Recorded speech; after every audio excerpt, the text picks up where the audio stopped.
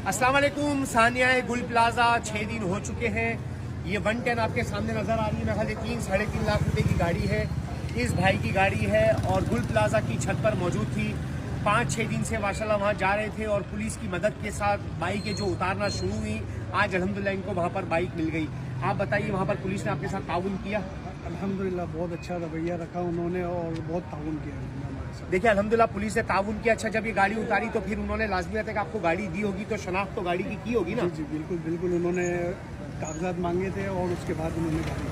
Police अल्हम्दुलिल्लाह गुल plaza पर मौजूद है और हर चीज़ की देखभाल कर रही है। ये मोटरसाइकिल जो कि 3-3.5 लाख की मालियत की है, लेकिन इसके ऊपर ये आग की बाकियात तो मौजूद है, ये दिखाएं। और ये वो आग है जिसने सब कुछ जलाकर भस्म कर दिया और कराची वाले इस वक्त इस आग को लेकर रो रहे हैं। अल्लाह रब्बुल इज़्ज़त सबको सब्र जमील नसीब फरमाए। अच्छा, बहुत से लोग ये कह रहे हैं कि पुलिस जो है वो ताउन नहीं कर रही है, अंदर किसी को नहीं जाने दे रही।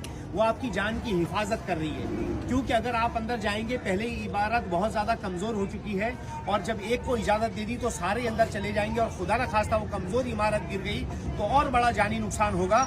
तो आवाम से गुजारिश है कि जो बाइकें वहाँ पर मौजूद हैं, इसके लिए वहाँ पर जाएं।